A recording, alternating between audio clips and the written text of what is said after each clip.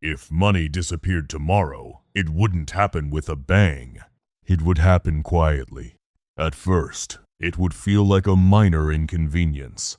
ATMs limiting withdrawals. Bank transfers delayed for security reasons. An announcement that certain bills are being replaced or phased out. Nothing dramatic. Nothing that sounds like collapse. Because history shows us something important. Financial systems don't usually fail in a single moment. They unravel. Trust fades first. The currency comes after. And once trust is gone, money becomes nothing more than paper and pixels. We've seen this before. In ancient empires. In modern nations. In rich countries and poor ones. The real question isn't whether it can happen again. It's whether we would recognize it in time to protect ourselves. To understand what happens when money disappears, we need to be clear about one thing. Money isn't the cash in your wallet or the numbers in your bank account. At its core, money is a shared belief, a collective agreement that this thing, metal, paper, or digital, can be exchanged for real goods and services. When that belief is strong, money can move armies, feed cities, and build skyscrapers. When it breaks, no law, no government order, no central bank policy can fix it overnight.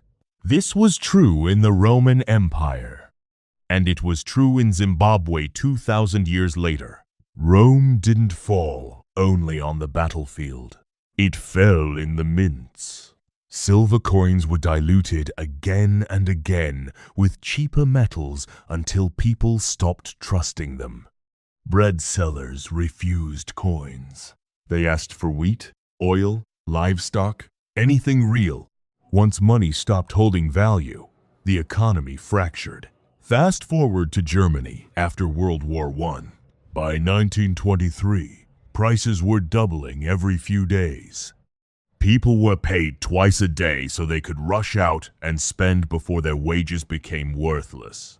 Wheelbarrows of cash were traded for a loaf of bread. Money didn't disappear physically. It disappeared where it mattered most in people's minds. Zimbabwe followed the same path decades later. The government printed $100 trillion bills. A number so absurd it sounds fake. Those notes could barely buy groceries for a few days. They became more valuable as souvenirs than as currency. In Venezuela, the collapse pushed people back into barter.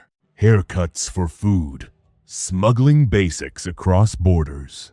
The pattern is always the same. When trust in money breaks, people fall back on whatever still holds value. Gold, goods, foreign currency, anything but the national money. Now imagine this happening in a major economy today. The United States, the European Union. The impact wouldn't stay local. It would spread instantly. Global supply chains depend on trust-based transactions moving across continents. Without a functioning currency, ports would freeze. Shipping would stop. Shelves would empty in days. Banks would likely freeze accounts to stop a run on deposits. And with that, even digital money would stop moving. The damage wouldn't just be economic. It would be psychological. For generations, people have assumed their paychecks will clear. Their savings will be there. Their pensions will exist. When that belief breaks, panic fills the gap. Historically, when money collapses, people don't just lose wealth. They lose the structure of daily life. Those who prepared adapt. Those who didn't are exposed immediately. Some turn to foreign currency. Some to gold. Some to barter. Some to crypto. Crypto gets a lot of attention here, but it's not a miracle solution. It relies on electricity, internet access, and functioning networks. In a deep systemic collapse, those things can fail too. That doesn't mean crypto has no role. In places with capital controls, It's already been a lifeline. But in a full collapse, it would be just one tool among many.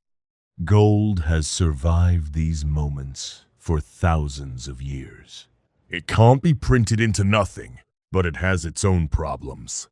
It's heavy, hard to move, and easy for desperate governments to seize. In the 1930s, the US government literally banned private gold ownership. Rules change fast in a crisis. So what would life look like in the weeks after money disappeared? At first, chaos. Runs on food and fuel. Limits on purchases. Refusals to accept the old currency. Then adaptation. Barter networks would form. Local trust would matter more than official rules. The black market would explode not for luxury goods, but for basics. Over time, a new currency would emerge. It might not even come from a government. In past collapses, foreign money took over. In others, private systems filled the gap. Today, it's not hard to imagine a major corporation creating a digital currency backed by real assets, stepping in where states fail. That's why central banks are racing to create their own digital currencies. They understand something fundamental. Whoever controls money controls power. When money disappears, power fractures. And what replaces it shapes the next order. For individuals, the lesson is simple and uncomfortable.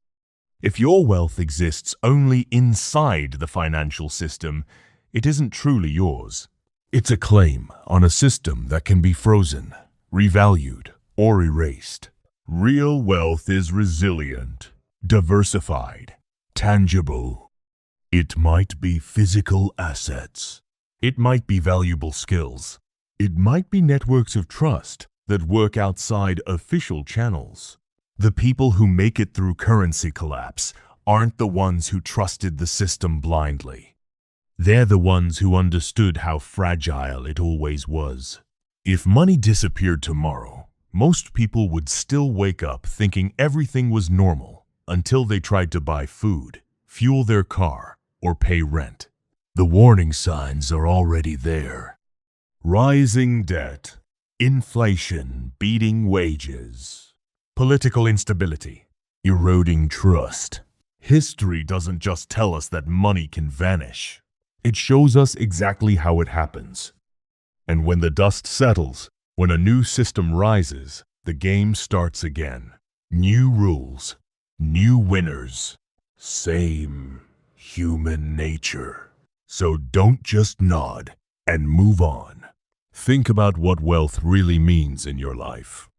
Think about what would still hold value if the numbers in your account disappeared tomorrow. Because money is only an idea. And when that idea breaks, you'll want something real in your hands. If this gave you a new perspective, subscribe. History has the answers.